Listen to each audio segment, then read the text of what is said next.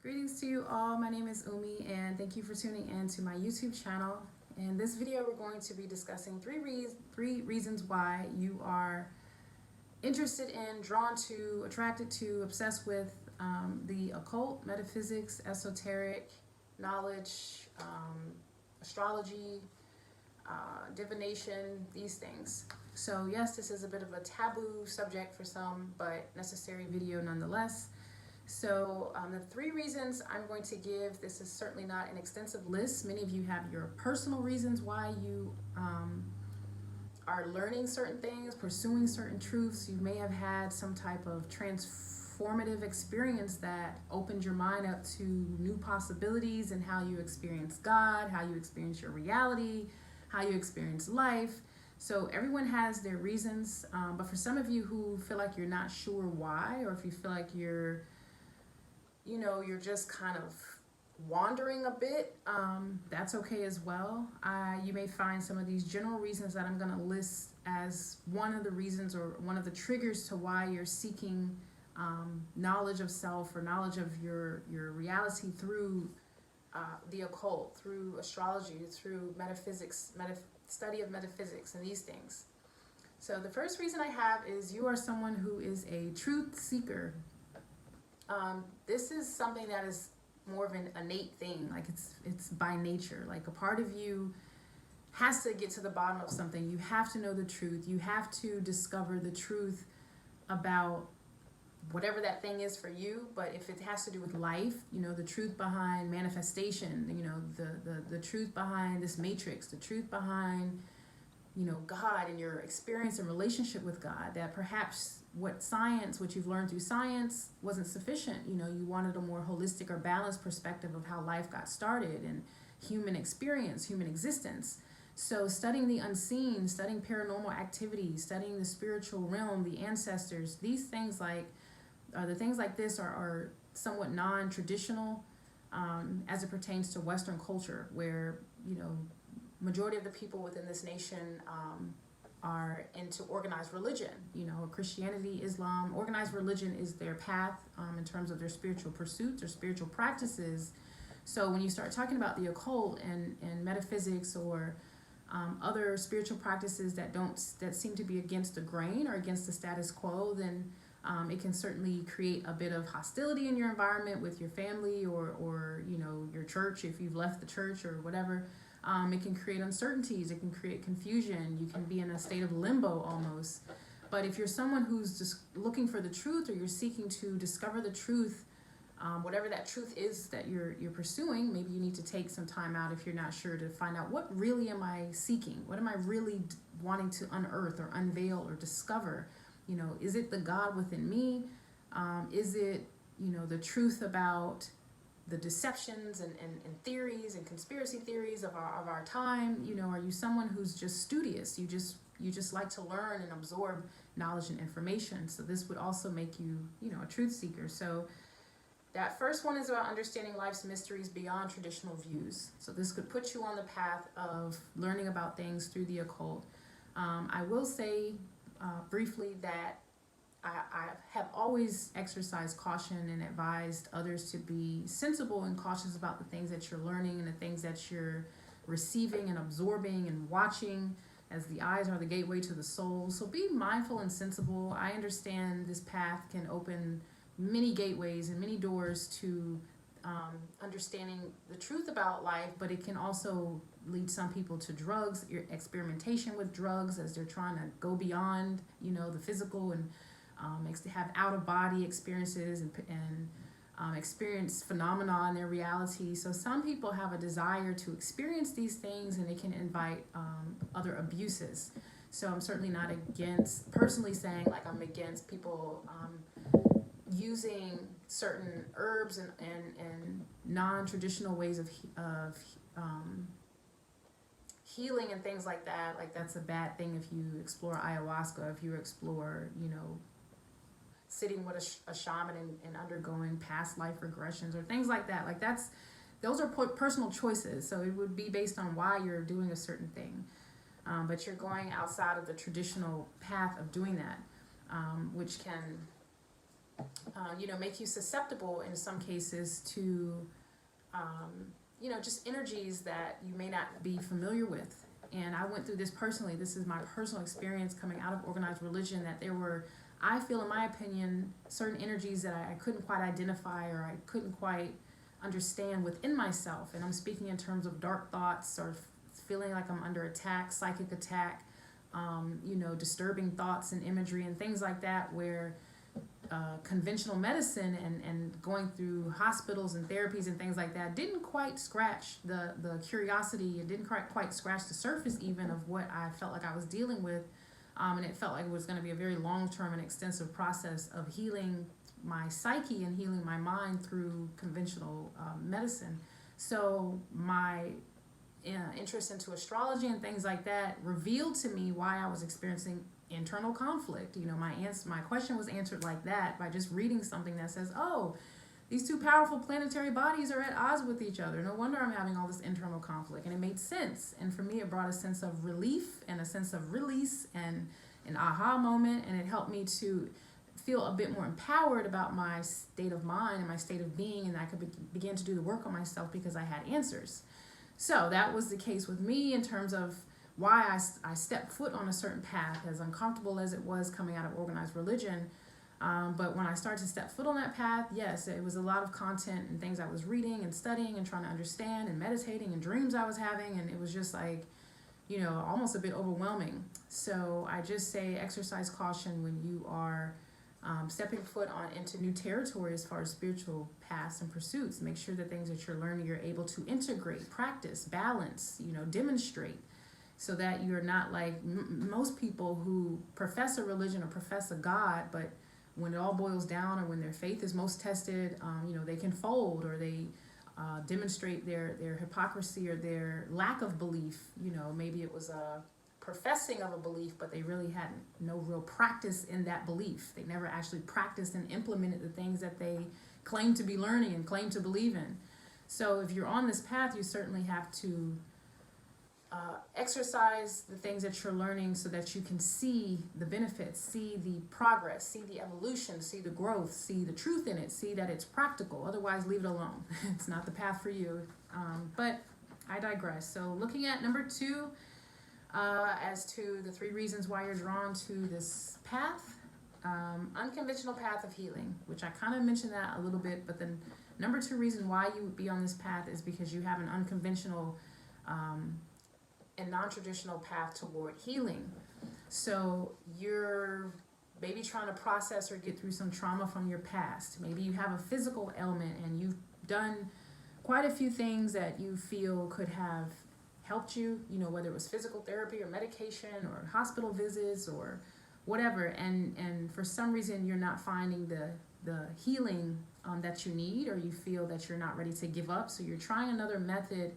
And that has led you into, maybe talking to a medium, maybe, seeking out help through a Reiki master, someone who does massage therapy, aromatherapy, someone who does acupuncture. This is all associated with the metaphysics when you get into people who do energy work and people who deal with healing and shamanism and these things. So you may have got onto this path because of something to do with your health and well-being, or something to do with the health and well-being of someone you love and care about, where you were willing to do anything to ensure their well-being, their healing, their survival even.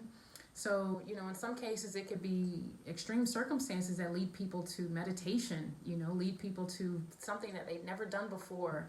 And so this is why, if you're on this path, it's so important not to be judgmental, critical, condemning of other people, whether you're on the path of, enlightenment, awakening, you're on this path of knowledge and self-discovery.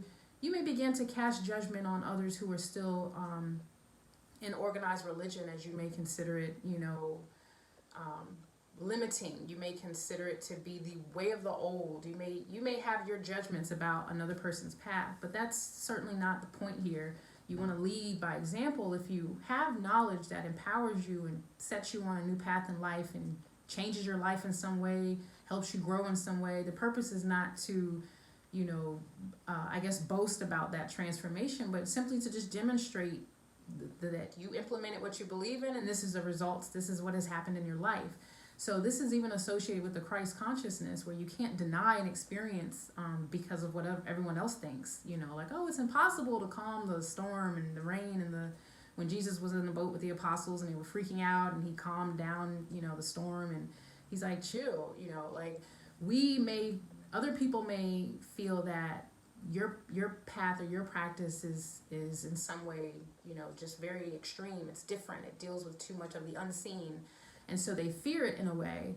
And that in turn, you know, can make you feel a bit isolated, or again, it can make you feel like you have more power than others. And so it's just about having a healthy balance in terms of your this path of healing that you're on. You know, that you want to help empower others in any way that you can without interfering with their path. You know, is always the objective. Like, I don't want to interfere or infringe on another person's right to practice what they practice and believe what they believe. But if they question my path or why I do the things I do, this is why I support it, because this has been my experience. I believe in this because God communicated this path of healing to me, and it has helped me. It has healed me. It has awakened me. Or it has set me on my path for, you know, in alignment with my purpose. So you can stand in your convictions and in your power in that sense, because you have the experience and the proof associated with your healing. But if you have not quite healed yet, if you're just stepping into that, you know, quest for healing, mind, body, and soul, and you haven't quite discovered which path is right for you, this just may be what you're passing through. You know, you're passing by astrology and all these other methods to understanding yourself and healing yourself, and that's okay. You just take what you need along the way and you discard the rest. So many of you will not, you know, stop at just the astrology or just the you know, yoga. You know, like, I do yoga every day, but that may not be where you rest in terms of your spiritual understanding of life and your existence. You may have other spiritual practices that you're open to implementing in your life. The third reason that you may be drawn to the metaphysics, occult, divination, and divination can come in the form of, as I mentioned, if you go to see a medium, if you've gotten a reading done, if you've done anything where someone is working with your energy and reading your energy, cleansing your aura, dealing with chakras, all of this, you know, because it's certainly associated with the metaphysics, and divination uses this art or this practice of divining with spirit and connection with spirit. As scripture does say, test and see that the spirit is good. So whatever practice you're involved with, you definitely want to test and check the spirit behind what you're doing, your motives and intentions behind what you're doing. I mean, really be real and raw with yourself about why you're doing the things you're doing.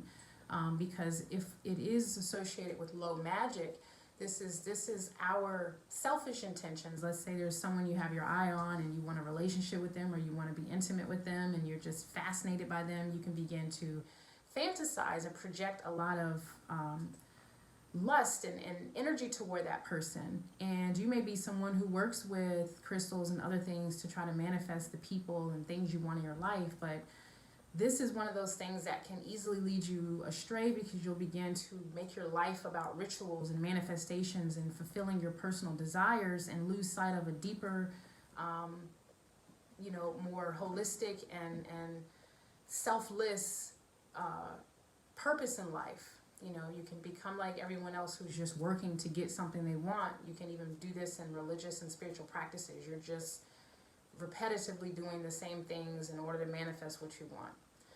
So the third thing has to do with power, and power is one of those things that will definitely attract people. People want power. So if people feel powerless financially, they will usually try to seek higher education or seek something that will lift them in status and in their positions.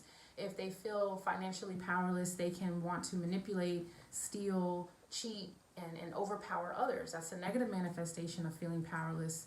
If people feel spiritually powerless, then they will seek out things to put them in a position of power, and that could have to do with the underbelly of that, the negative side of that, to do with manipulation and greed. Through, you know, even the churches, we've seen this the rise of power within church, the church, I'm speaking globally, and culturally, the church has had a lot of power and influence. So people will seek positions within their religion, within the church, but more so when it comes to metaphysics and the occult, knowledge is power. So when you acquire certain knowledge, there's this understanding of how you can manipulate or control or shift things in your reality, and you can do these particular practices to kind of give you some insight and heads up and forecast as to things to come, which makes a lot of people feel empowered. They don't feel, in the dark, so to speak. Which brings me to this point. I don't have it on the list here, but because you will have to explore the darker side of life through this path, which is why a lot of people need the healing. They're exposed to things that are a bit dark, and so they're realizing they have to take this path to understand that darkness within them, or darkness that they're surrounded by. Everyone's not, born into wonderful, cozy homes. So in order for them to navigate through the darkness and the hardships and the traumas of life, their quest for knowledge and their implementation of knowledge is coming through their experiences. They're learning about things and learning how to navigate their reality through these spiritual sciences. So the darkness is one of those things that from that darkness you can generate a lot of power and rebirth coming out of that dark space, because remember, we all are incubated and conceived, and we're in our stage of darkness for 9 months before we are birthed into the light of day, into life. So that period, incubation period, is one that allows us to really grow and develop. So symbolically and spiritually, we go through this incubation period, which is what these high sciences can deal with. People going within, people becoming the hermit, people going into a state of study where there could be months or even years where you're a bit distant or isolated from others, and you're seeking, you're unearthing, unveiling truths, you're learning about yourself. So this, even if you're studying scripture, I'm not trying to differentiate or create a division between organized religion and occult studies. I know that there's a lot of kickback and negative backlash for those who are in organized religion when it comes to these things. But I also understand that you could be studying the Bible and you just want a deeper understanding about the numerology right within scripture, about the use of crystals, about the use of certain practices that are seen in scripture. So you may actually want to explore the more esoteric understanding of scripture and religion and sacred texts and sacred studies and secret societies, and it could go on and on. So I'm not going to rant in this video, but I did want to share those 3 things that you should consider if you are on this path or new to this path, that it has to do with your, what did I just say? Truth seeking, unconventional path to healing, and power, self-empowerment, and just the need to feel that you have some sense of control over your reality. And when it comes to that control over your reality and using these sciences as a result, or using these sciences in accord with, what things are going to transpire in your life or in the near future, relationships, money, health, these things, when you're using these sciences as a means to guide you, then it's a wonderful tool. It's one that should not be abused, meaning the knowledge associated with these things should not be abused, because essentially we could be doing ourselves a disservice as well as the collective. It's about growth and evolution. It's not about, selfish desires and manipulation of this reality. So manifestation is great. Learning how to manifest and becoming empowered through our thinking and changing of our thinking and being present and being in tune and, alignments and all of that is wonderful. It's empowering, it's great, it's healing, it's therapeutic, it's the future, it's where humanity is going. But we just have to be sensible that we don't get carried away in, this newfound magic that we seem to have through our knowledge. So thank you guys for tuning in. I hope that you found this information useful. Please share your experience about how you woke up and what it was like and how family reacted, or whatever you'd like to share on the subject. So I will be sharing more content soon. Thank you guys for your comments, and until next time, peace.